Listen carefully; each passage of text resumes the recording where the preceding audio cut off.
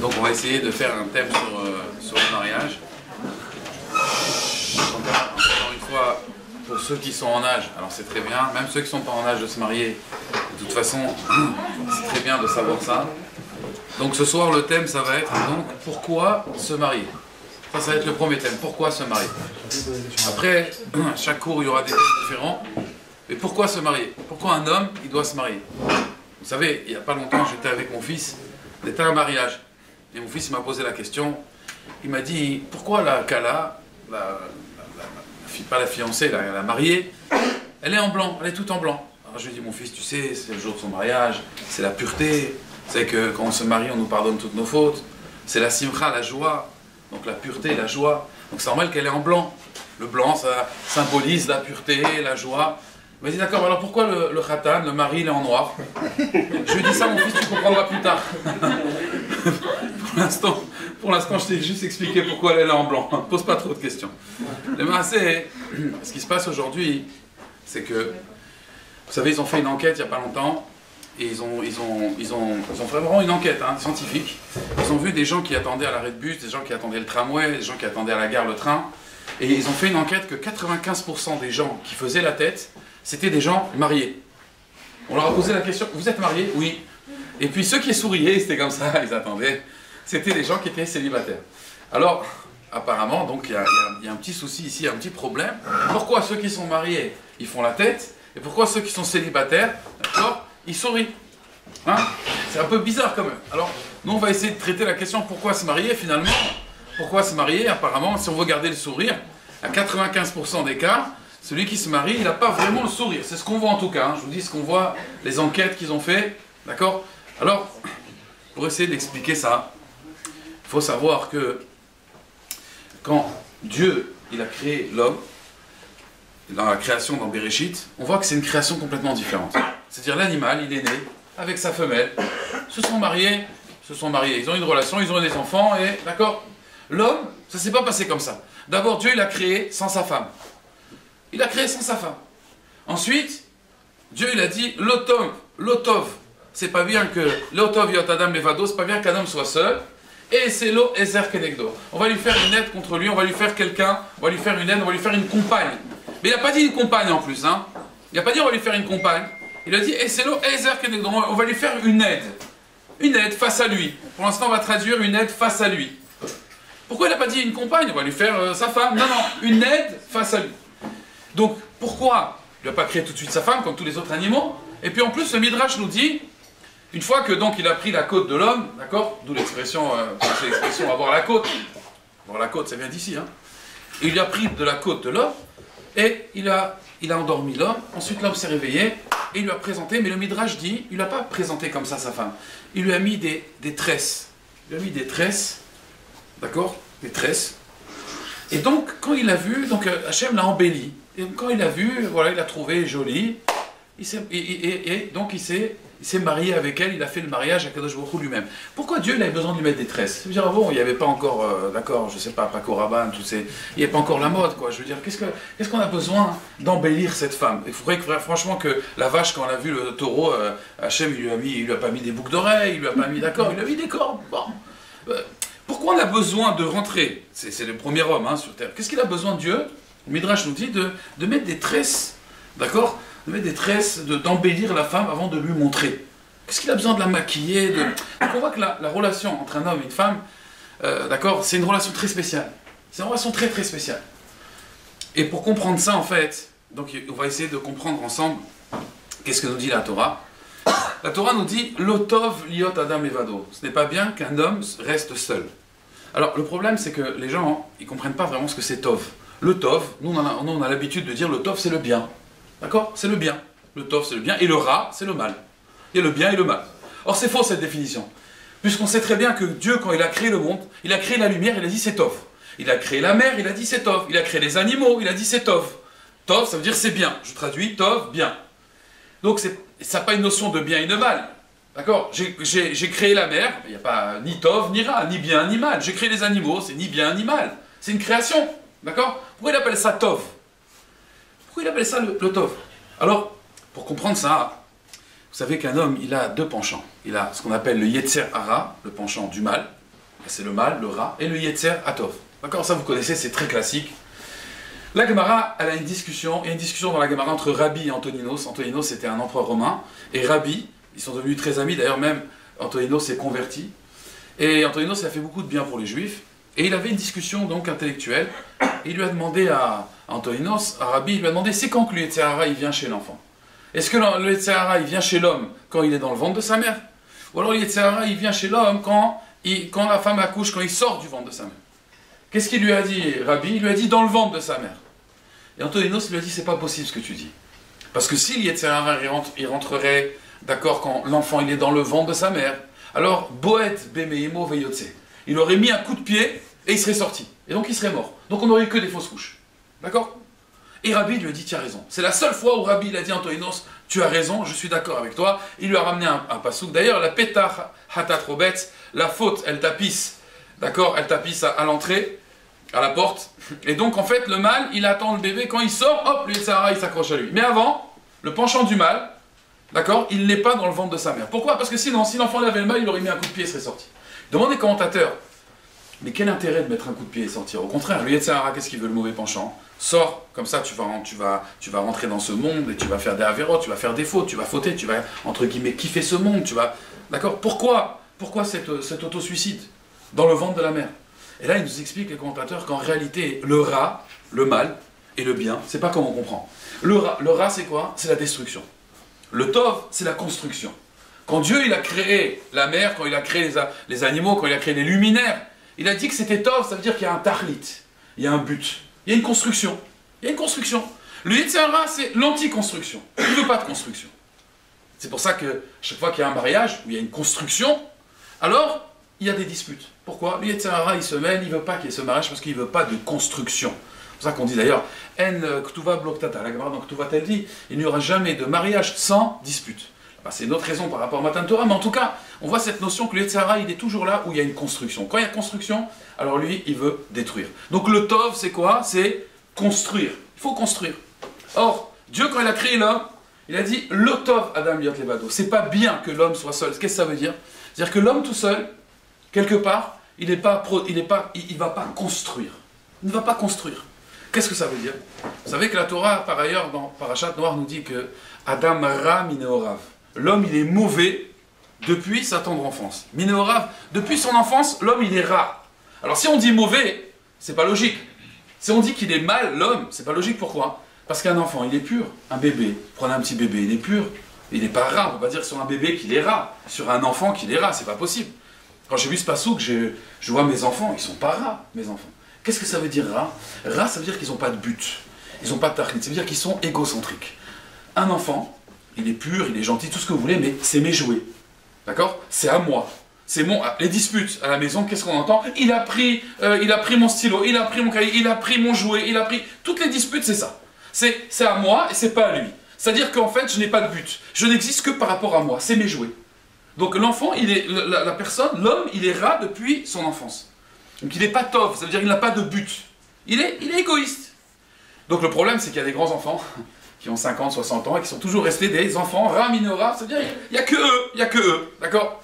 Là, l'homme, il ne va pas se développer, il ne va pas se construire. Il doit être tov. Un homme, il doit être tov. Et donc Hachem, il dit, lo tov, Adam Liot Levado, l'homme, il ne va pas être tov. Il ne va pas être bon. Il ne va pas être bon, mais il ne va pas être constructif. L'homme, il a un besoin de construire. Il faut savoir qu'un homme, il a en lui, et quand je dis un homme, c'est avec un grand H, parce que vous voyez même les filles, voilà, moi j'en ai les filles, déjà, petit, à quoi elles jouent? À la maman.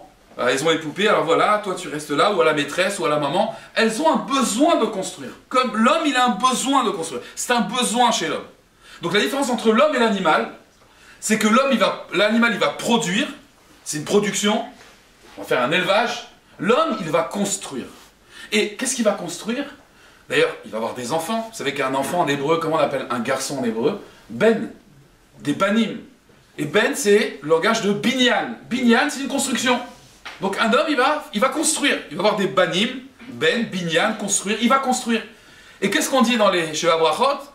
On dit, bon, bien sûr, on dit toujours aux gens, chez Tiske, Livnot, Bait Neeman Israël, de construire une maison digne de confiance en Israël, mais on dit binyan ad.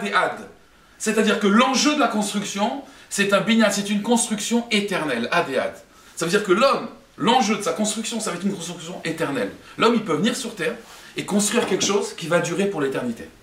Il faut savoir qu'une famille, c'est un enjeu extraordinaire. C'est des descendances qu'on va construire. Et l'homme, il a ce besoin de construire. À la base, hein, l'homme, il a ce besoin de construire. Et c'est pour ça que l'otov, l'homme, il n'est pas productif, il ne va pas construire s'il n'est pas marié. Il a besoin de cette construction. Seulement, le problème, c'est que comment se passe cette construction? Comment elle va se passer? Alors, pour construire, d'accord? Pour construire, donc, comme on a expliqué, Bait Neeman Israël, le problème, il est, parce que je vous dis, encore une fois, on voit, les gens ne sont pas souriants, 95% des gens qui sont mariés ne sont pas souriants. Pourquoi? Parce qu'il y a maintenant un autre problème. Vous savez, dans les yeshivot, nous, on a toujours appris, je pourrais vous dire les Tanel, si vous allez à son cours de Gemara, on a toujours deux façons de voir les choses. C'est ce qu'on appelle une chakira. Toujours, il y a deux façons de voir les choses. Alors, il y a des gens qui me disent, Rav, moi, j'ai envie de me marier. J'ai envie de me marier. Très bien. Et il y en a un, il va me dire, moi, Rav, je veux me marier. Il y en a un, il va dire, je veux me marier. Et l'autre, il dit, j'ai envie de me marier. Quelle différence? Les deux, apparemment, ils ont le même objectif. Non? Non. Je veux me marier. Ça vient de l'âme. Ça vient de l'esprit. J'ai envie de me marier. Ça vient du corps. Ça vient des pulsions. J'ai envie de me marier. Alors, ça a l'air anodin. On se dit, bon, quelle différence finalement, d'accord? C'est la différence entre un idéal et un fantasme. Il y a quelqu'un qui a un idéal. Il réfléchit, il veut se marier. C'est pas un jeu de mots, hein, ne croyez pas, hein, c'est pas un jeu de mots. Hein. Je suis pas en train de vous faire un jeu de mots. Je vous assure que c'est plus profond que ça. Je veux me marier, ça veut dire que j'ai un idéal, j'ai envie de me marier, j'ai un fantasme. Qu'est-ce qui se passe? On demande à quelqu'un, qu'est-ce que t'attends dans le mariage? Le problème aujourd'hui, c'est quoi? C'est que si vous fouillez vraiment, si vous êtes vraiment honnête, je parle en général. Hein. Après, il y a peut-être des cas, d'accord? Mais en général, la majorité des gens, c'est quoi? Qu'est-ce que tu recherches dans le mariage? Il aimerait en fait être un célibataire marié. Vous connaissez? Célibataire marié. C'est-à-dire qu'en fait, il imagine, bon déjà, qu'il va se marier avec, d'accord, la femme, le mannequin, hein, d'accord, qui a fait tchouva, ça il s'est imaginé. Et puis alors il rentre chez lui, il pense que sa femme va lui dire, ça va mon chéri, t'as passé une bonne journée? Alors qu'est-ce que tu veux manger ce soir? Vous savez, comme sa maman quand elle accueille, d'accord? Ça va mon chéri, c'est bien passé l'école? Alors oui, je veux manger ça, ou... D'accord? Mais j'ai fait quelque chose à manger, c'est pas grave. Ce que j'ai fait, on va le garder pour plus tard. Qu'est-ce que tu veux manger? Alors après, il mange. Une fois qu'il a mangé, donc il va pas lui dire le plat il était bon, super, il était raffiné. Non, non, non. Une fois qu'il a mangé, après il va se mettre devant la télévision, d'accord? Ou alors il va se mettre devant son portable, chacun avec, avec ses kélim. Et donc, chacun en fait, lui il pense que le mariage c'est ça. Et alors elle est là, la pauvre Skina au début, s'est investie, elle lui a fait à manger, l'autre même pas il a dit c'est bon, c'est pas bon, après il est devant sa télé, même pas il parle avec elle, il a l'impression que le mariage c'est ça. Or, qu'est-ce qui va se passer? La femme va lui dire, oh, qu'est-ce que ça veut dire ça? Tu crois que je suis quoi, ta bonne, ta cuisinière, d'accord, je crois que je suis ta mère? Le problème c'est que lui, à la maison, il était habitué comme ça, surtout s'il avait une mère tunisienne, là je parle de moi, d'accord, mon fils ça va, qu'est-ce que tu veux manger? Alors à n'importe quelle heure je pourrais lui demander, qu'est-ce que je veux? J'arrivais moi, je mettais au manteau n'importe où, mes chaussures, alors même pas, la chambre elle était sans dessus-dessous, quand je rentrais elle était aérée, propre, les vêtements pliés, je mangeais à l'heure que je voulais, il n'y avait pas de question où t'étais, qu'est-ce que t'as fait, je rentre, je mange, je vais dans ma chambre, et tout se passe bien, je me marie, je pose mon manteau n'importe où, et ma femme elle me dit, oh, elle me dit, tu peux pas ranger ton manteau, il y a des cintres. Je me dis, mais qu'est-ce qu'elle me veut celle-là? Bon allez, travail de midote, allez, je vais ranger ma veste. Après, qu'est-ce qu'il y a à manger? Ah c'est ça, t'aimes bien? Ouais, bon, je mange. C'était bon? Bah si je mange, c'est que c'est bon, non? Hein? Ma mère, elle m'a jamais demandé si c'était bon. Je mange, c'est que c'est bon, non? Non. Mais que ça veut dire? Elle a préparé, elle n'était pas obligée de préparer. Alors, tout le problème c'est quoi? Tout le problème c'est quoi? Le problème c'est qu'on vit dans un fantasme, on se dit je suis seul, avec une autre personne on va kiffer encore plus. On a l'impression on va vivre comme deux colocataires, d'accord? Donc c'est bien, c'est sympa, tout seul je kiffais, maintenant on va être deux à kiffer. Non, c'est pas comme ça. Le problème c'est quoi? C'est que ça c'est j'ai envie de me marier, j'ai une envie, non. Parce que si on a une envie, alors on va être très vite déçu. Parce que le mariage, c'est tout sauf ça. Le mariage, c'est une construction. Le mariage, c'est une construction avec une personne en plus qui n'a rien à voir avec moi. Il faut savoir que l'homme et la femme sont quand même foncièrement différents. Alors même si aujourd'hui c'est vrai, l'égalité de la femme, ça n'a rien à voir avec tout ça. L'homme, il a été conçu d'une façon, la femme, elle a été conçue d'une autre façon. Qu'on le veuille ou non, la Torah, elle a donné certaines mitzvot à l'homme et d'autres mitzvot à la femme, et il y a certaines mitzvot que la femme ne fait pas par rapport à l'homme. L'homme et la femme sont différents, la Torah le dit clairement. Mais attention, ils sont différents mais complémentaires. Ça, on n'a pas dit qu'ils étaient... Au contraire, ils sont complémentaires. Alors, une fois, j'ai vu dans un livre un très beau machal, il dit, c'est quoi la comparaison? C'est comme l'eau avec la farine. Donc, vous prenez la farine, c'est sec. Vous savez, l'homme, c'est le cerveau. L'homme, il réfléchit. La femme, c'est plus le cœur. En général, encore une fois. Après, il y a des femmes, c'est les cerveaux aussi. Mais, quelque part, la femme, c'est beaucoup plus les sentiments que l'homme. L'homme, c'est plus le cerveau. Et donc, ce qui se passe, c'est quoi? L'eau, la femme, c'est l'eau. On va dire, l'homme, c'est la farine. Les deux en même temps, qu'est-ce qu'ils vont faire? On va pétrir. Ça, on va pétrir, c'est le shalom bayit. Et finalement, on va sortir quoi? On va sortir un lechem, on va sortir du pain. Et le pain, c'est extraordinaire. Seulement, avant de sortir ce pain, il y a eu un travail. C'est un travail. Se marier, c'est un travail. C'est un travail de quoi? L'homme, il est ram, il est orav. L'homme, il est mauvais, ça veut dire que l'homme est égoïste, il pense qu'à lui. Il regarde que son intérêt. C'est comme ça. L'homme, dès qu'il naît, il regarde que son intérêt. Quand il va se marier, il va devoir fusionner avec sa femme, il va devoir s'intéresser à elle. Comment s'est passée ta journée? Et ça, c'est le début. Mais après, il va devoir la comprendre. Et la comprendre dans le plus profond de son âme. Il y a un rave, le rave Arié Lévin, on l'appelait le tzaddik de Jérusalem. Une fois, il était chez le médecin avec sa femme. Et il lui dit, qu'est-ce qui se passe? Sa femme, elle avait mal aux pieds. Alors le docteur, il a dit, qu'est-ce qui se passe? Le rave Arié Lévin, il a dit, on a mal aux pieds de ma femme. C'est pas juste des mots, des politesses. Il a dit, on a mal aux pieds de ma femme. Ça veut dire que ça, c'est quelqu'un qui ressent la douleur de l'autre. Donc il est plus rat, minéorav. Il n'est plus mauvais, ça veut dire sans but, depuis sa naissance. Ça, c'est on a mal aux pieds de ma femme. Ça, c'est le Rav Arié Lévin. Donc si vous voulez, ça, c'est, on va dire, le but. Et l'homme a besoin de ça. L'homme, il veut un binyan adéad. L'homme, il a un besoin en lui, d'accord? C'est un besoin de créer, de construire. Ça, c'est un besoin chez l'homme, c'est inhérent à l'homme. Là, Akadosh Baruch Hu, il le dit directement dans la Torah, l'otov yotadam levado. L'homme, il a besoin de sortir de son égocentrisme. Et donc, le mariage va l'aider à ça. Le problème, c'est comment construire. Et c'est ça tout le problème. C'est que les gens ne savent pas construire. Comment on construit, en général? Comment on construit quelque chose? Construire quelque chose, il vous faut quoi? Il vous faut de la matière. Il vous faut des instruments pour construire. Comment on construit quelque chose? Alors, le Zohar nous dit quelque chose de très intéressant. Le Zohar, il nous dit, vous savez, il y a un mot qui s'appelle, Akadosh Baruch Hu, comment il a créé le monde? Il a créé le monde, il y a marqué Olam Chesed Ibané. Le monde, il a été créé par quoi? Par le Chesed. Comment Dieu, il a construit le monde? C'est quoi les instruments? C'est le Chesed. Le Chesed, c'est la bonté. Le monde, d'ailleurs, si vous regardez bien, il transpire la bonté. Pourquoi il transpire la bonté? Tous les éléments que vous voyez dans la nature. Le minéral, d'accord? Donc l'eau, on va prendre l'eau, elle arrose la plante, donc le végétal. Donc le minéral va servir le végétal. Le végétal, il va servir l'animal, puisque l'animal va manger la plante. Et ensuite, l'animal va servir l'homme. Et après, l'homme, est-ce qu'il va servir Dieu ou il va servir son estomac? Ça, c'est tout un autre problème. Mais on voit que le monde, en réalité, il a été créé, la raison, c'est le chesed, mais il a été créé aussi avec le chesed. C'est-à-dire que tout le monde, toute la chaîne alimentaire qu'on voit en réalité, c'est basé sur le chesed. C'est un chesed, c'est une montée. L'élément avec un autre élément. Il y a un chesed dans la nature. Maintenant, ça, c'est un des éléments pour construire quelque chose. Akadosh Baruch Hu, il a pris cet élément. Comment il a construit quoi avec? Il a construit le Olam. Olam, c'est le monde. Mais c'est quoi Olam? Dans le mot Olam, il y a le mot Léolam. Donc le Olam, si vous voulez, c'est l'espace. Léolam, c'est à tout jamais en hébreu, c'est-à-dire c'est le temps, il y a l'espace, le temps. Mais il y a aussi le mot Né'elam. Le mot Né'elam, c'est quoi? C'est ce qui est caché.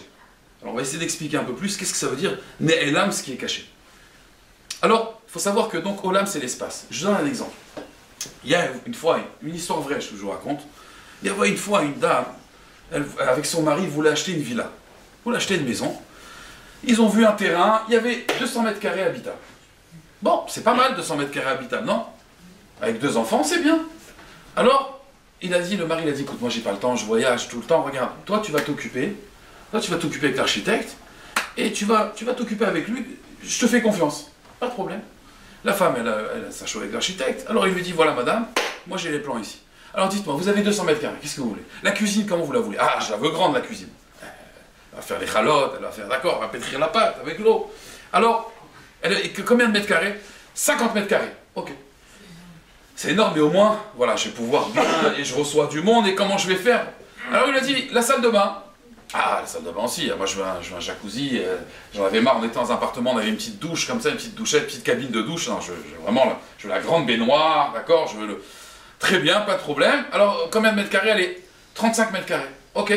Ensuite, des toilettes, ah oui, j'en veux 2-3, comme ça, voilà, si un jour il y a un bouchon, il y a un problème, on est tranquille. Alors, on rajoute 5 mètres carrés par là, 5 mètres carrés par là, ok. Ensuite, le salon. Ah, le salon, je le veux grand. Pourquoi? Je veux recevoir de la famille, je veux recevoir du monde. Allez, 50, 60 mètres carrés, d'accord. Lui, il note. Lui, l'architecte, on lui dit, il note. Ensuite, les chambres des enfants. Bon, les chambres des enfants, allez, 15, 20 mètres carrés chacune, très bien. Et puis... Ok, c'est bon madame, voilà, pas de problème, très bien. Il s'en va. Et puis, donc, un an après, la maison, l'architecte il appelle, voilà, la maison est prête, venez. Et alors, ils viennent, donc dans la villa. Et puis, alors, elle voit la cuisine, ah, magnifique, voilà, c'est exactement ce que je voulais. Alors, en plus, il lui a mis les meubles, d'accord. Donc, c'est les 2 fours, voilà, un bassari, un khalavi, un pour Pessar, d'accord, tout, vraiment, tout pratique. Et puis, donc, les frigos, tout, la cuisine, impeccable. Le salon, ah, très bien. Là, on va mettre la grande table, on va recevoir toute la famille, super. Et puis, la chambre des enfants, bon, un peu petite, mais bon, ça va. Ah, la salle de bain, le mari dit vraiment, il regarde sa femme et il lui fait des compliments, il dit vraiment, j'ai bien fait de te faire confiance. Ah là là, ils disent qu'il ne faut pas écouter sa femme, c'est faux. Heureusement que je t'ai écouté. Et puis, à la fin, il dit, bon, et notre chambre alors, notre chambre. Elle dit, ah oui, c'est vrai, notre chambre. L'architecte dit, écoutez, madame, moi je suis désolé, mais il m'avait dit ce que vous voulez, les mesures, vous ne m'avez pas parlé de la chambre à coucher. Alors le mari s'énerve, mais comment il n'y a pas de chambre à coucher? Alors le type il lui dit, mais comment? Ça c'est le principal. Il lui dit, mais écoutez, le salon il est grand, vous avez qu'à dormir dans le salon, j'en sais rien moi. Elle dit, comment on va dormir au salon? Il n'y a pas de chambre à coucher? Alors si vous voulez, l'idée c'est quoi en réalité de cette histoire que j'ai écoutée? C'est quoi l'idée? C'est que, en réalité, quand on va construire son couple, eh ben, il va y avoir des priorités à un moment. Qu'est-ce qu'on met? Combien de pourcentage on met dans la chambre à coucher, c'est-à-dire dans la vie de couple? Parce qu'il y a des gens qui se marient et ils font un élevage, hein. C'est de l'élevage, on s'occupe des enfants. Le papa, on l'appelle, le mari, on l'appelle papa. La maman, on l'appelle maman. Donc même entre eux, ils s'appellent papa, maman. Bon, pourquoi pas? Parce que comme ça, les enfants, ils vont pas l'appeler par leur prénom. Mais quelque part, c'est pas qu'une épouse. C'est pas qu'une maman, c'est une épouse. Donc, alors, est-ce qu'on va mettre l'accent sur la chambre des enfants? On va mettre l'accent sur la cuisine, donc elle fait beaucoup à manger. C'est vrai, on n'a pas le temps de discuter. Ou est-ce qu'on va mettre l'accent sur le salon? On va recevoir. C'est vrai, il y a des gens, ils me disent, moi, je peux pas passer Shabbat si je reçois pas des gens. Je peux pas. Oui, mais et toi, comment tu te construis dans ton couple, avec tes enfants?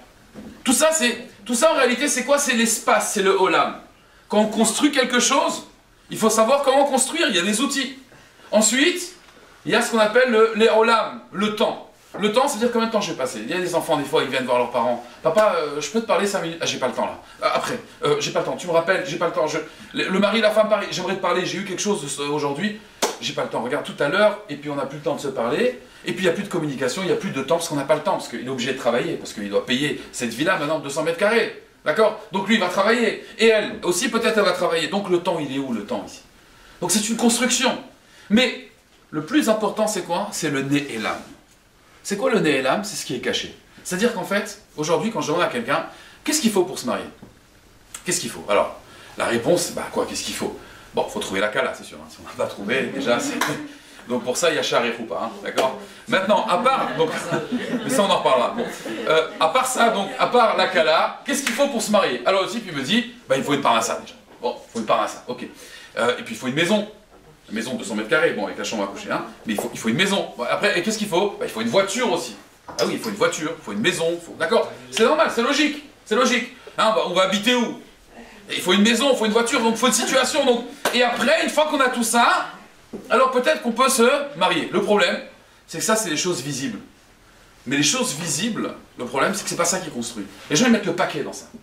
Ce qui construit, c'est quoi? C'est quelque chose qui est né et l'âme, qu'on ne voit pas. Ce qui construit, c'est quoi? C'est le chesed qu'on va mettre dans le couple.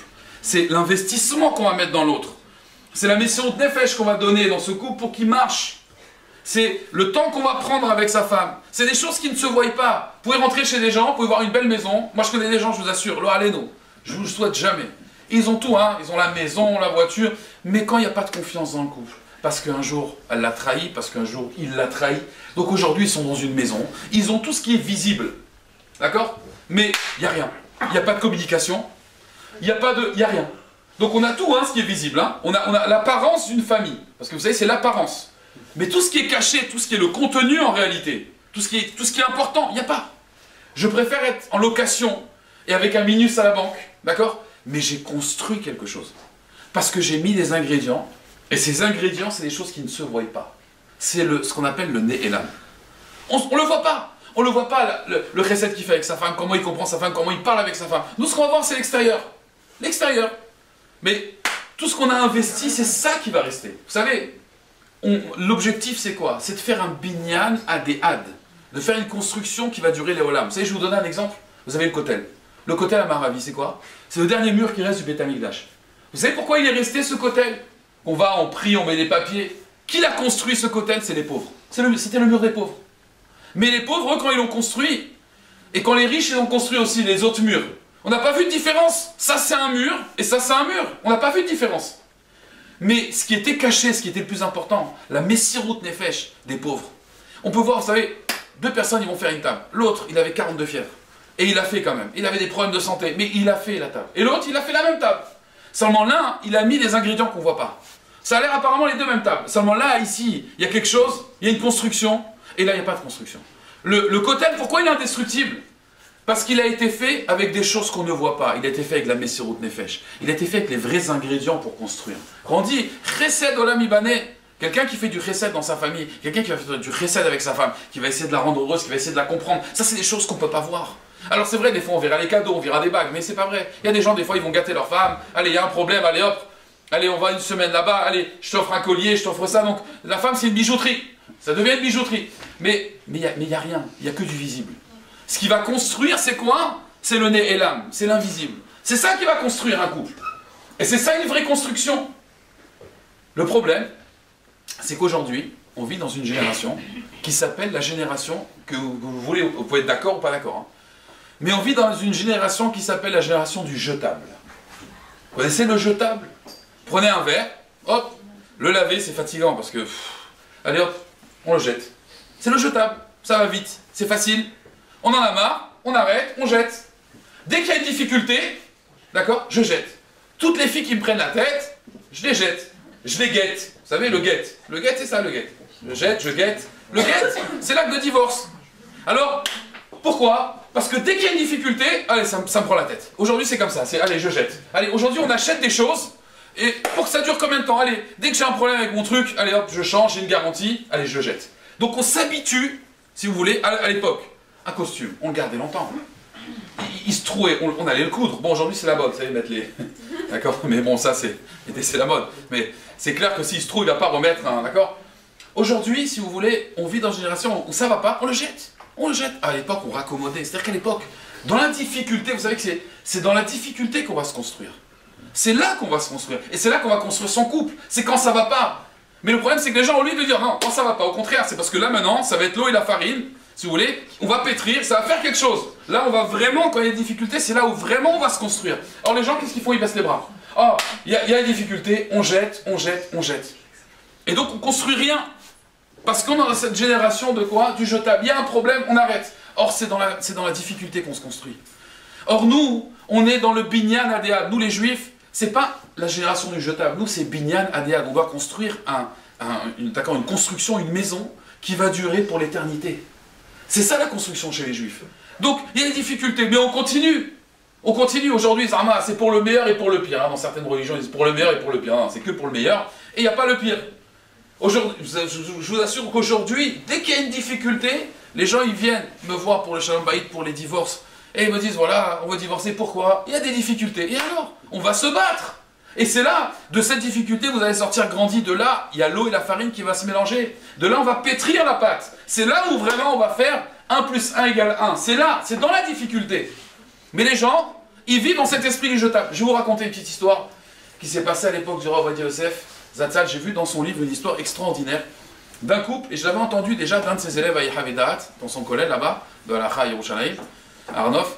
Là-bas, il m'avait dit comme ça, un élève, une fois, il y avait une personne qui a été voir le roi Ovadia Yosef avec une grande question. Une grande question, vraiment très perturbante. Même au niveau halakha, c'était vraiment une question. Il avait fait ce qu'on appelle un shidour, donc il était sur le site Shari Choupa, il a rempli sa fiche, et on lui a présenté quelqu'un, il a fait un shidour, tout s'est bien passé, une rencontre, donc un shidour, une rencontre arrangée. Et donc, tout se passait bien, bon, Hachem, la fille, le garçon, une entente merveilleuse.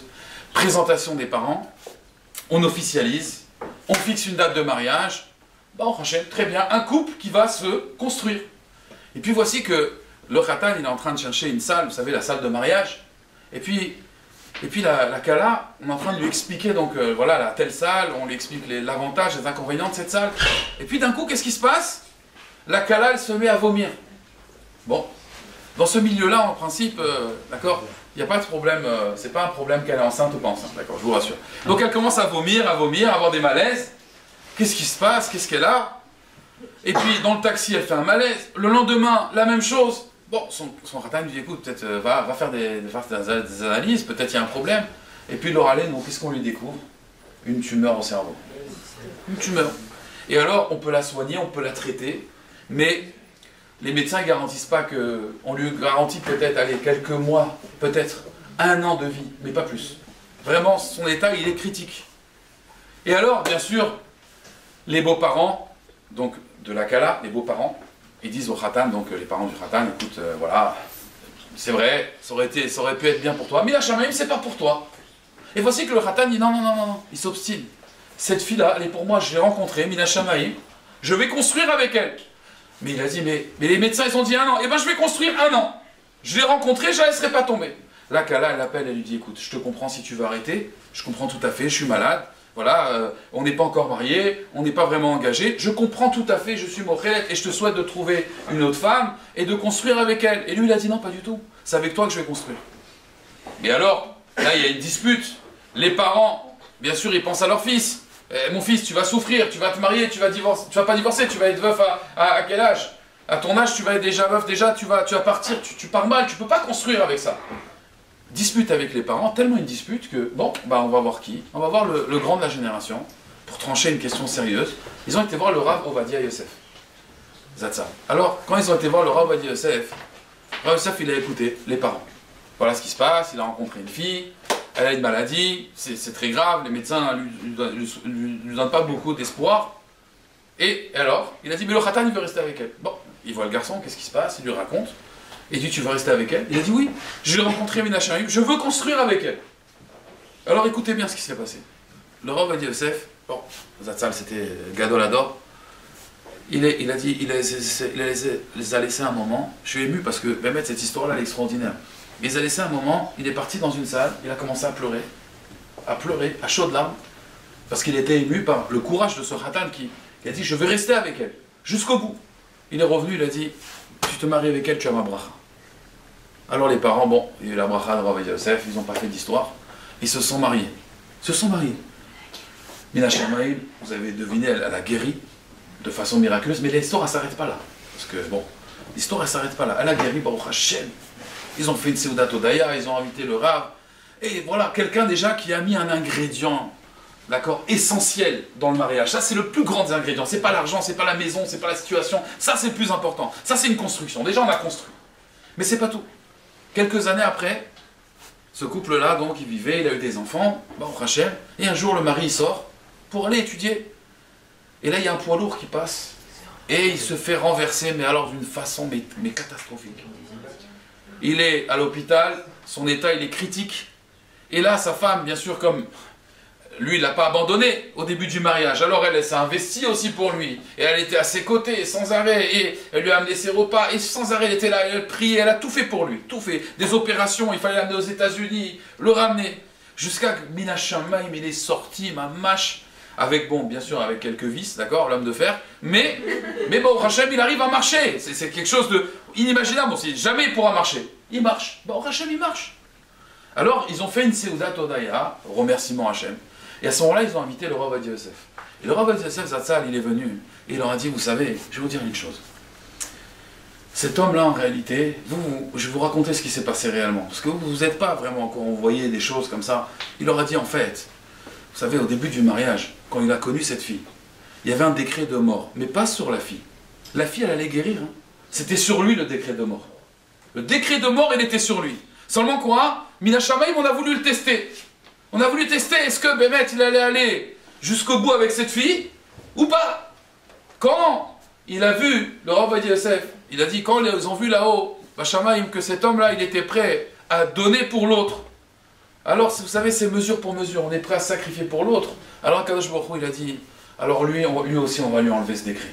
Donc, il y avait un décret quand même, mais ce décret, on l'a rendu beaucoup plus facile, et Baruch Hashem, il s'en est sorti. Donc, il faut savoir une chose, c'est que quand on donne à l'autre, qu'est-ce qui se passe à ce moment-là? Ish veisha, qu'est-ce qui se passe? Le Yud et le He, il y a la Shrina Benehem. Il y a la Shrina avec eux, parce que vous savez, Ish et Isha, le Yud de Ish et le He de Isha, de la femme, ça fait Yud Ke. Le problème, c'est que le Harizal, il demande Yud Ke, le Yud et le He, c'est la Midat Hadin, c'est la rigueur. Donc qu'est-ce que ça veut dire? S'ils sont bien ensemble, il y a le Yud et le He. Mais le Yud et le He, c'est la rigueur de Dieu. Donc c'est pas bien, il ne faut pas la rigueur, il faut la Rachamim, la miséricorde. Alors il dit non, parce que qu'est-ce qu'on fait dans un mariage? On écrit la Ketouba. La Ketouba, en fait, c'est un ktav, c'est un écrit. Pourquoi on a appelé Ketouba? Ketouba, on a rajouté le Vav et le He. Et ça fait Yud Ke Vav Ke. Et c'est quoi la Ketouba qui amène à Rachamim? C'est les devoirs de l'homme envers sa femme. Il doit la gâter. Dans la Ketouba, c'est un contrat de mariage. Il doit l'habiller, il doit lui donner des bijoux. Il y a tout, il doit la nourrir, il doit la vêtir. Tout ça, c'est marqué dans la Ketouba. C'est un engagement du mari envers sa femme. Là, à ce moment-là, s'il y a un engagement, c'est-à-dire qu'il y a un don, quelque chose qui ne va pas se voir. Même s'il y a un contrat, c'est des choses qui ne se voient pas, ça. Mais cet engagement, c'est ça qui va amener la shrina dans leur couple. C'est ça qui va amener une bracha. Parce qu'il faut savoir une chose. Des fois, vous avez des couples, et je vous assure, ça, je vous parle de ça par expérience. Hein. Vous avez des couples qui ont divorcé, et vous avez des couples qui n'ont pas divorcé.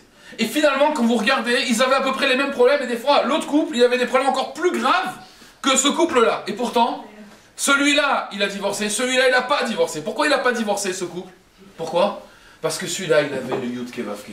Celui-là, il avait la Shrina avec lui. Celui-là, il avait Seat Adishmaï, il avait l'aide du ciel. Celui-là, il n'avait pas l'aide du ciel. Et pourquoi? Parce que dans celui-là, il y avait des dons. Il y avait le don de la personne, investissement réel. Dans celui-là, il n'y avait pas d'investissement réel. Comprenez? On peut vivre ensemble et être des colocataires. Ça, il n'y a pas la Shrina. Pour que la Shrina, elle soit dans un... Pour qu'il y ait une aide divine, pour que ce soit un binyan ad et ad, il faut une construction des deux côtés. Mais il faut une construction, il faut un investissement. S'il y a cet investissement, il faut savoir, l'homme a besoin de ça. Ce n'est pas quelque chose de... On a posé la question, pourquoi on doit se marier? L'homme, il a besoin de construire. L'homme, il a besoin de donner. L'homme, il a besoin de ne plus être rat, de ne plus être un enfant. L'homme, il a besoin de donner, d'avoir un but. Et d'ailleurs, vous savez, on dit que celui qui ne se marie pas, la Gemara dans Yebamot, elle dit, tout celui qui ne se marie pas, Kol Hacharoui Bloisha, et no Adam, ça ne s'appelle pas un homme. La Gemara dit, ça ne s'appelle pas un homme. Quelqu'un qui n'est pas marié, ça ne s'appelle pas un homme. Donc bon, s'il y a des gens ici qui ne sont pas mariés, et il ne s'appelle pas un homme, c'est-à-dire quoi? Ça veut dire qu'il n'est pas tov, ça veut dire qu'il n'est pas dans le but. Et la Gemara, elle continue, elle dit, celui qui n'est pas marié, il n'a pas de Torah. Sharoui Bloisha, Sharoui Torah. Pourquoi il n'a pas de Torah? Parce que comment on peut être religieux et égoïste? Ça ne va pas ensemble. Parce que si je sers Dieu, alors si je sers Dieu, d'accord, automatiquement, il faut que moi, j'enlève mon égocentrisme. Or, il y a des gens qui vont servir Dieu et vont être égoïstes. Comment c'est possible? Bah oui, parce que Dieu, c'est ma banque. Dieu, c'est mon banquier. Tu m'envoies de l'argent, là, j'ai une petite galère en ce moment-là, d'accord? Il est dans la Saint-Amida, je vous fais le dialogue, hein, il est dans la Saint-Amida. Dieu, tu me donnes la part d'un ça. Dieu, j'ai un problème, j'ai de la fièvre, de la santé Réphaël, ou tu me guéris. Dieu, j'aimerais bien que l'OM, elle gagne, hein, d'accord? Donc, voilà. Dieu, c'est je prends, d'accord? Et à un moment, il ne se dit pas, attends, Dieu, qu'est-ce que tu as besoin? Qu'est-ce qui te ferait plaisir? Qu'est-ce qui ferait plaisir que je fasse? Peut-être je peux faire quelque chose pour toi. Peut-être je sais pas moi, ramener les gens à la tchouva, peut-être faire des cours de Torah, peut-être étudier un peu plus. Dieu, qu'est-ce qui te ferait plaisir? Là déjà, c'est quelqu'un qui a un but. C'est quelqu'un qui a un tachlit. Mais s'il n'est pas marié, d'accord? S'il n'arrive pas déjà à donner à l'autre, comment voulez-vous qu'il donne à Dieu? C'est pour ça qu'on dit qu'un homme qui n'est pas marié, d'accord? Il ne peut pas avoir de Torah, entre guillemets. Ça veut dire que sa Torah ne peut pas être shalem. L'homme, en soi, il ne peut pas être entier. Et pourquoi il ne peut pas être entier? Parce que quelque part, on va poser des questions. Je vais terminer et après, Natacha, vous allez poser votre question. L'homme ne peut pas être entier parce que quelque part, il n'arrive pas à sortir de ce rat, de cet égoïsme-là. Tout le problème, peut-être ça va être répondu aussi par la suite, tout le problème, c'est quoi? Le problème, c'est que l'homme, il vit dans un monde, d'accord, où il pense, vous savez, on se regarde dans la glace, on a deux façons de se regarder. Soit on regarde les droits, soit on regarde les devoirs. Les droits, c'est quoi? C'est je me regarde, je me dis, bon, finalement, voilà, le type, il cherche le beau gosse, là, il fait un peu la tête comme ça. Ou la belle gosse, hein. Elle fait des têtes, moi c'est marrant, je regarde mes enfants se regarder dans la glace, c'est marrant. Mon fils, il est comme ça, il fait une tête sérieuse, comme ça. J'ai l'impression qu'il est plus beau. Ma fille, elle est là. D'accord? Elle a l'impression que quand elle est comme ça, elle est plus belle. Et puis elle se regarde les droits, donc finalement, à quoi j'ai le droit, hein? À quoi j'ai le droit? Mais il ne regarde pas ses devoirs. Alors, le problème, il est aussi, c'est quoi? C'est qu'on ne sait pas vraiment se situer qui on est. Je vais vous raconter une petite histoire. Je ne pense pas que je vais la raconter ici, c'est l'histoire du tailleur de pierre. J'ai raconté l'histoire du tailleur de pierre. Alors, on va prendre un exemple. Comment tu t'appelles? Aaron Ben Bracha. Aaron Ben Bracha. Il y avait une fois quelqu'un qui s'appelait Aaron Ben Bracha. Aaron Ben Bracha, c'était un tailleur de pierre. Il travaillait dur, Aaron Ben Bracha, c'était même un travail très dur. À chaque fois, il taillait des pierres. Vous savez, tailler des pierres, c'est dur. Il allait à la montagne, il taillait des pierres, c'est très dur. Et puis voici que, s'il vous plaît, Aaron Ben Bracha, et un jour, il en a marre, il enlève sa pioche, là, et son marteau, et il dit, Dieu, je veux devenir riche, je veux arrêter de tailler mes pierres, je veux être riche. Et puis d'un coup, il entend une voix céleste. Vous savez, des voix célestes. Il entend une batte-colle. Et la batte-colle, elle dit quoi? La batte-colle, elle dit, Aaron Ben Bracha, demain, tu vas voir la bracha. Demain, tu vas être milliardaire. Ah, il entend cette voix. Il lâche la pioche, il laisse tout tomber son matériel. Il entend une voix comme ça, céleste. Il rentre chez lui, sa femme lui dit, tiens, tu es rentré tôt aujourd'hui. Il dit, oui, ça y est, moi, j'arrête de travailler. Pourquoi? Demain, on est milliardaire. Bon, sa femme a dit, le pauvre, parce qu'il a trop travaillé, ça lui est monté à la tête. Et ne t'inquiète pas, il ne l'a pas dit, il a écouté une voix, parce qu'elle aurait pris pour un fou, elle aurait pris pour la dernière qui a écouté des voix, elle a mal fini, hein, vous savez. Donc, si vous voulez, c'est pas ça en France. Donc, si vous voulez, bon, sa femme, elle s'est dit, celui-là, laisse tomber, d'accord, il est fou. Bon, et puis le matin, sa femme, à 6 h du matin, allez, réveille-toi, tu dois aller travailler. Il dit, mais non, je te dis, on va être milliardaire aujourd'hui. Il a dit, oh là là, bon, ça lui est pas passé, il va se reposer encore. Et puis lui, il se réveille à 10 h. Il est là, il est tranquille, il demande un café à sa femme, il boit son café, tranquille. Et puis il marche dans son jardin, et bien sûr quoi, il trébuche. Qu'est-ce qui se passe? Pourquoi il a trébuché? Et il voit un coffre, et il voit des diamants, de l'or, des pierres précieuses. Extraordinaire, il dit rien à sa femme, il va lui faire la surprise, hein, il est gentil. Il prend l'argent, il va à la banque, il dépose. Ils ouvrent un compte, tout de suite il achète une maison dans un quartier très huppé, parce qu'il a de quoi, hein. Et il va pas à Castorama, parce qu'on ne sait plus ça, c'est plus, d'accord.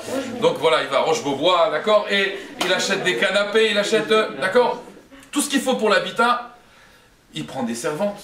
Et puis, bien sûr, il va chez Hugo Boss, il va changer son costume de tailleur de pierre, là, il jette tout ça à la poubelle, il le brûle comme le Hametz. Et une fois qu'il a fait tout ça, il va chercher sa femme. Bien sûr, en Porsche, il arrive, et sa femme, elle le voit. Et qu'est-ce qui se passe? Et lui, je t'ai dit, on va être milliardaire aujourd'hui, allez, viens. Et il vient, et il la monte dans la voiture, il l'amène chez les grands couturiers, parce que bon, tu vas pas aller comme ça chez nous maintenant, hein. Alors il habille et tout, la femme, elle comprend pas ce qui se passe. Elle se dit, mais comment t'es milliardaire, toi? Tu es Ahmad, tu sais même pas lire et tout. Il a dit, c'est pas ton problème. Bon. Alors, excusez-moi si je parle en yiddish, hein, qui ne comprennent pas. Alors donc, Bekitsour, donc il prend sa voiture et il l'amène dans sa nouvelle maison. Elle dit, il fait une blague, Elle regarde le calendrier, peut-être c'est pourri. Non, c'est pas pourri, pour le 1er avril. Alors Bekitsour, elle sort de la voiture et elle voit la gouvernante qui vient, mais très honorée, madame, allez-y, rentrez. Pas possible, c'est à moi tout ça. Et alors, lui il est content, il se fait un kiff, il est riche, il est content. Mais il monte le soir. Vous savez, à l'époque, il y avait des grands toits comme ça. C'est comme une véranda, les penthouse là. Et puis il est comme ça dans son penthouse. Et puis il est, excusez-moi pour l'accent anglais. Et donc du coup, il regarde le monde. Et puis il voit quelqu'un qui passe dans la rue, bien habillé, avec des gardes du corps. Et vous savez, comme il habite dans un quartier très huppé, c'était le président de la République. Il habitait en face de lui, la maison mitoyenne. Et alors, il le voit, tout le monde lui fait du cavot, monsieur le président, monsieur le président, monsieur le président. Il se dit, tu vois, moi, je suis riche, mais j'ai pas de cavote, personne me fait du cavote, personne me fait des marques de respect. Donc, à quoi ça me sert tout cet argent-là, finalement? Et il se plaint, et il en a marre. Et il est dégoûté, finalement, il se dit, je suis riche, à quoi ça sert tout ça? Personne me connaît. Et il dit, Hachem, fais en sorte que je devienne le président. Et d'un coup, il entend une voix céleste, elle lui dit, Aaron Ben Bracha, demain, tu seras le président. Ah, il est content. Il descend en bas, il voit sa femme. Enfin, il dit, ça va, tu es heureuse, tu te plais dans cette maison? Elle dit, ouais, mais demain on va déménager. Ah ouais, pourquoi? On va aller où? Demain je suis président de la République. Ah, ça y est. Sa femme a dit, celui-là, l'argent il est monté à la tête. Avant c'était les pierres, maintenant c'est l'argent. Comment, toi demain tu vas être le président de la République? Mais c'est pas possible une chose pareille. Tu sais même pas lire. C'est pas ton problème. Demain, je suis président de la République. Sinon je m'appelle plus Aaron Ben Bracha. D'accord? Vous avez compris. Demain il est président de la République. Hein. Mais Kitsour, Aaron Ben Bracha, demain il est président de la République. Aaron Ben Bracha, il est confiant. Et d'un côté, il se dit, ça va être stressant quand même, président de la République, il faut mettre le costume et tout. La crème, lui, il regarde ça, il regarde pas, d'accord, ce qui est des LM. Lui, il regarde le visible. Et alors, il se stresse toute la nuit, comment je vais faire, président, il essaie de préparer des discours, mais il fait des fautes de français.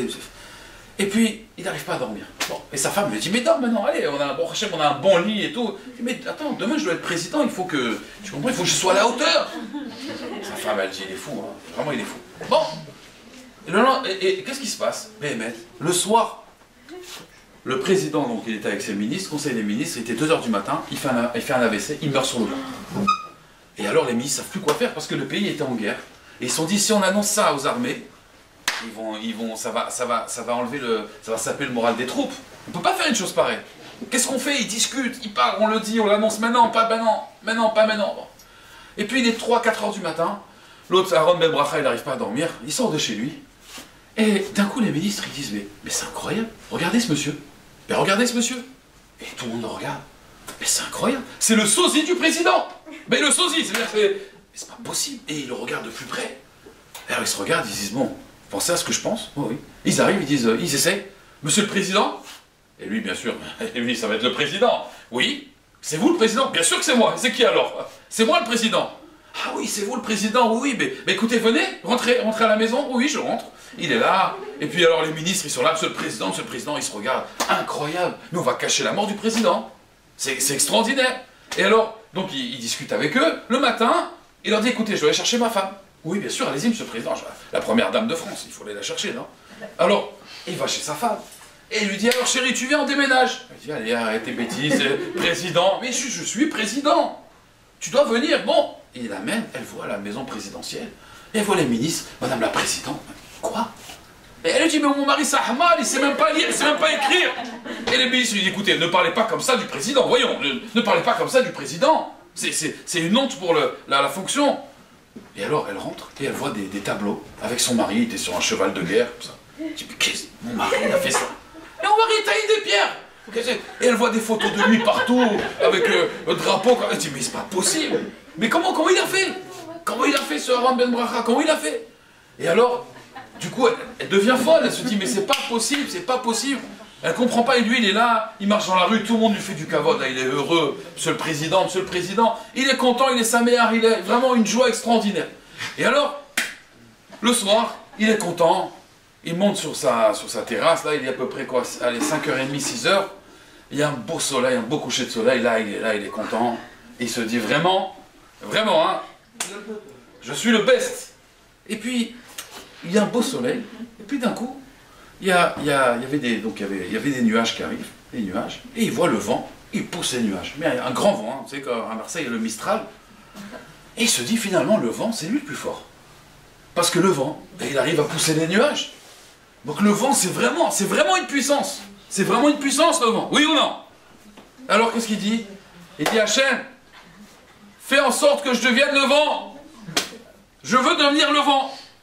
Et alors, il prie tellement, il y a une voix céleste qui dit, Aaron Ben Bracha, tu vas devenir le vent. Et alors là, d'un coup, il sent qu'il s'envole, il sent son corps se multiplier, et là, il se sent une puissance, et il commence à souffler. Et il fait la loi avec les nuages, et il est fier de lui, et il pousse les nuages, et il met le soleil partout, il est content, les gens disent, ah, il y a du soleil, super, il faisait un sale temps, tout le monde sort dehors, il y a le soleil. Et lui, il est fier, il souffle. Et à un moment, il arrive devant une montagne, et il dit à la montagne, attends, tu vas voir toi. Il commence à souffler, il souffle, il s'essouffle, il a plus de souffle.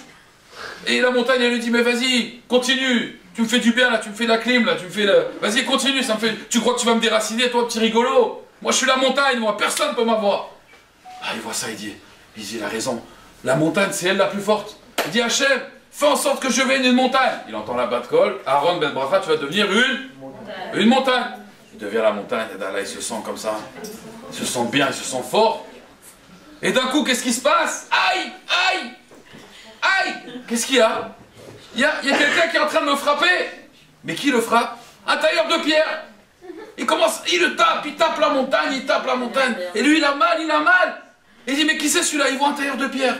À ce moment-là, il hurle, il dit, Hachem, fais en sorte que je devienne un tailleur de pierre. Je veux être un tailleur de pierre. Et il se réveille chez lui, dans sa maison, tailleur de pierre. Et sa femme dit, mon chéri, tu es un tailleur de pierre. T'inquiète pas, c'est toi le tailleur de pierre. Vous comprenez? Donc le problème, il est quoi? Le problème, il dit qu'on est dans un monde où on s'imagine qu'on serait mieux, d'accord, si on avait telle corpulence, ou si on s'appelait un tel, ou si on avait telle situation. Il faut savoir une chose, Hachem vous a mis vraiment, la personne que vous êtes, c'est exactement ce que vous avez besoin. Et vous n'aurez pas été heureux autrement. Seulement quoi? La personne, il vit, comme on a dit encore une fois, dans le fantasme. Dans j'ai envie. Dans le fantasme, il s'imagine des choses. Et donc, même sa compagne qui cherche, il s'imagine que sa compagne, ça va être ce qui fantasme. Or le problème, c'est que c'est pas ça que tu as besoin. Kajbourou, il sait très bien que quoi? Que c'est pas ça qu'on a besoin. Et donc le problème, c'est pourquoi il ne se marie pas? Parce qu'il veut pas se marier, il a envie de se marier. Et l'autre, elle a aussi envie de se marier. Donc elle ne trouve pas. Et puis un jour, bon, ils font un compromis, ils se marient. Les deux, ils se disent, bon, c'est pas grave, moi je voulais, je sais pas, telle fille, tel mannequin, bon, allez, je fais un compromis. Parce que lui, il se sent, vous savez, je vous ai raconté, non? Il y a quelqu'un il n'y a pas longtemps, il m'a dit une fois, il m'a dit, voilà un chidour. Il était petit, gros, dégarni, 50 ans. Bon, c'est un look. Petit, gros, dégarni, 50 ans. Et alors, il me dit, Rav, moi je cherche, qu'est-ce qu'il cherche? Une fille entre 18 ans et 25 ans maximum. 25 ans maximum. Mais il me dit quoi? Il la veut pétillante et croquante. Il m'a dit, entre 18 et 25 ans, pétillante et croquante. Lui, il est petit, gros, dégarni. Alors moi je lui ai dit, tu veux pétillant et croquant? Je lui ai dit, va prendre des pommes et du Perrier. Parce que les pommes c'est croquant et le Perrier c'est pétillant, oui. Ça veut dire que le problème il est là. Le problème il est là, c'est que les gens fantasment. Et ils fantasment même sur leur conjoint et sur le mariage en général. Ils s'imaginent des choses parce qu'ils ont vu Love Story, mais ils n'ont pas vu Love Story 2 parce qu'ils auraient divorcé. Mais ils ont juste vu un film d'amour et ils s'imaginent que voilà, le mariage ça va être ça, c'est ça mon modèle. Or le problème c'est que c'est pas comme ça. Le mariage, c'est pas comme ça. Le mariage, c'est un travail, c'est un binyan, c'est une construction. Et cette construction-là, après, on se sent épanoui. On devient Adam. Le problème, c'est que c'est un travail. Il y a des difficultés, c'est pas facile. Moi, les gens, ils viennent me voir, je leur dis, le mariage, c'est pas facile. Mais c'est la plus belle chose. Pourquoi? Parce qu'il y a une construction. Après, il y a des enfants qui sortent de là. Et c'est une construction éternelle. C'est des choses qui restent tout le temps. Vous savez, je vais vous dire une chose, il y a un midrash extraordinaire. Là, on passe des parachiotes très intéressantes sur l'esclavage d'Égypte, la sortie d'Égypte, la Béchala, la sortie d'Égypte. Mais je vais vous dire une chose, il y a un midrash qui m'a beaucoup plu, un midrash extraordinaire. Le midrash il dit que quand ils sont sortis d'Égypte, ils ont construit le Mishkan, vous savez, le temple portatif. Et à ce moment-là, Moshe Rabbeinu, il avait besoin de matériaux pour construire le Beth Amikdash. Il faut des matériaux, comme je vous ai dit, il faut des matériaux pour construire. Et ce n'est pas forcément des choses qui se voient. Et alors, les femmes, elles sont venues, elles ont donné leur miroir. Elles n'avaient pas autre chose, elles ont dit, on donne notre miroir. Et alors Moshe, quand il a vu les miroirs, le midrash, il a dit, j'en veux surtout pas.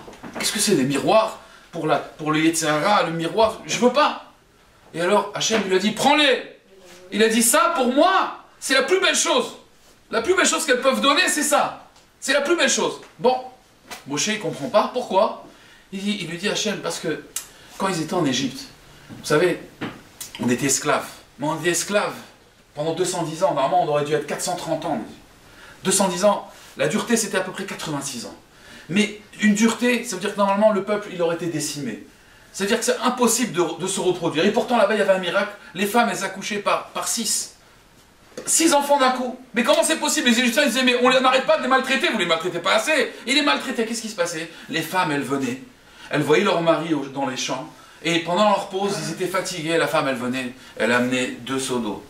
Elle amenait un seau où elle avait fait chauffer de l'eau, elle allait laver son mari avec, un seau où elle avait préparé à manger, il y avait des poissons, Hachem faisait un ess, elle lui mettait des poissons, elle lui donnait à manger, elle le lavait, après elle lui mettait des parfums, des huiles, donc il se sentait bien déjà, et après elle le faisait beau, elle lui montrait le miroir, regarde comment tu es beau, et elle se faisait belle avant de venir, regarde comment je suis belle, et donc le mari désirait sa femme, et du coup ils avaient une relation, et du coup ils ont pu continuer à produire le Ham Israël. Et il dit ça c'est grâce à ces miroirs. Et d'ailleurs avec le miroir qu'est-ce qu'on a fait? On a fait le Kior. Le kior, c'est quoi? C'est la cuve, d'accord, où les Kohanim ils se lavaient. Le kior, si on regarde bien, le Harizal il dit kior, c'est quoi en fait? Kior, c'est Resh Yud et Kavav. Resh Yud, c'est 210. C'est les 210 ans d'esclavage. Grâce à quoi? Kavav, c'est 26. 26, c'est Yud Kevavke. Vous savez, c'est le nom quand il y a l'homme et la femme et la Ktuva. Ça veut dire que c'est le nom de la Rachamim. C'est-à-dire que c'est grâce à ce miroir, quelque part, qu'on a pu tenir pendant l'exil. Comment ce peuple-là, il a pu tenir dans la difficulté? C'est parce qu'il y avait des actes, des femmes, qui sont venues. Et elles se sont données pour leur mari. Elles auraient pu dire, bon, c'est un esclave, allez, ça y est, c'est fini. Quelle vie j'ai? Je suis marié avec un esclave. Non, je suis marié avec un esclave, c'est pas grave, je vais continuer. Et elle a rehaussé son mari, elle a embelli son mari. Et elle a pu construire quelque chose. Et ça, c'est une construction éternelle. C'est comme je vous ai dit, le kotel. Ça, c'est un binyan adel. C'est pas quelque chose de jetable.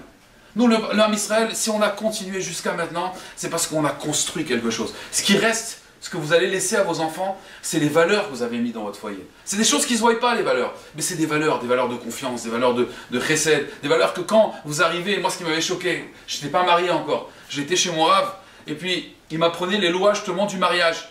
Et puis à un moment, il m'a dit mon Rav, tu veux un verre d'eau? Je lui ai dit ouais, je veux bien. Il avait 7 enfants, il y en a 7 garçons, ils étaient là, ils se sont disputés pour amener le verre d'eau. 7 enfants, ils se disputent pour t'amener un verre d'eau. Ça, c'est des valeurs qui ne se voient pas, on voit pas. Tu vois la maison du Rav, très simple, tu te dis, bon, est-ce qu'il a réussi quelque chose dans sa vie? Mais ça, c'est une construction. Les 7, ils se sont bagarrés pour m'amener le verre d'eau. Non, c'est moi qui fais la mitzvah, non, c'est moi qui fais le recel. Alors à la fin, il a dit, bon, écoutez, il veut un verre d'eau, il veut pas 7 verres d'eau. Donc amenez-lui un verre d'eau. Alors chacun a dit, bon, allez, fais-le. Aujourd'hui, qu'est-ce qu'on voit? On voit, la dernière fois, j'étais à la boulangerie. J'assure, je vois une femme, elle achète 2 baguettes, sa fille elle lui dit, maman, tu peux me donner un gâteau, je veux un gâteau. Non. Ah oui, tu veux pas? Et elle commence à l'insulter, mais je vous jure, quoi, elle avait 5 ans la petite fille. Mais il faut voir, et elle lui met un coup de pied. Et alors c'est vrai, hein, elle était habillée, elle avait des marques, elle était vraiment, hein, on voit que certainement elle avait la maison de 200 mètres carrés, même 500 mètres carrés. Mais c'est quoi les valeurs? Qu'est-ce qu'il y a comme valeur ici? Et si sa fille elle lui parle comme ça, vous savez pourquoi? C'est parce que peut-être son mari lui parle comme ça. Parce que les enfants s'ils parlent mal aux parents, c'est parce qu'ils voient les parents entre eux qui se parlent mal. Vous comprenez? Alors c'est vrai qu'au niveau du décor, c'est super, hein. Ça a l'air extraordinaire, mais il n'y a pas le nez là, il n'y a pas la chose cachée, il n'y a pas les valeurs. Et ces valeurs-là, encore une fois, vous savez, c'est très difficile parce qu'encore une fois, l'homme et la femme sont différents. Ils sont différents, ils ont d'autres centres d'intérêt. Et même si au début on a l'impression qu'on est pareil, on va être forcément différent à un moment. On va être différent, mais quoi? Mais si on s'est donné à l'autre, là on va faire un, là on va mettre des valeurs. Et les enfants ils vont voir quoi? Les enfants ils vont voir un mari et une femme qui sont ensemble, même dans la difficulté, qui sont liés, qui ont construit quelque chose. Et eux-mêmes ils vont construire. Et qu'est-ce qu'elle nous dit la Torah? Altikre banaïr et la bonaïr. Qu'est-ce qu'on dit? On dit, n'appelle pas ça banaïr des enfants, c'est... Mes enfants, c'est pas des banaïr, c'est pas des enfants, c'est bonaïr, c'est des constructeurs. On doit être des constructeurs. Bonaïr, altikre banaïr et la bonaïr. Donc ce que je vous souhaite, Bezrat Hashem, c'est ce qu'on dit à chaque fois à quelqu'un, c'est ce qu'est l'ivnot baït neman be'Israël, de construire une maison, pas seulement de se marier, de construire une maison, Bezrat Hashem, que cette maison, elle va durer longtemps, où il y aura des valeurs sûres. Alors bien sûr, si on rajoute en plus la Torah, c'est quelque chose d'extraordinaire, des vraies valeurs sur la confiance, sur le chesed, et Bezrat Hashem, alors je vous souhaite, alors voilà, pas la semaine prochaine, pardon, je vois je fais l'erreur, c'est incroyable, la prochaine fois que je viendrai, là on a parlé donc pourquoi se marier, donc on a expliqué la construction, qu'un homme il a besoin de se construire pour s'épanouissement. La prochaine fois on dira, le thème ce sera avec qui se marier, avec qui construire, comment trouver son conjoint, comment être sûr, d'accord, de bien trouver son conjoint. Donc Bezrat Hashem c'est un sujet aussi très important parce que maintenant je vous ai expliqué le projet, mais maintenant il faut le partenaire. Donc Bezrat Hashem la prochaine fois on parlera du partenaire.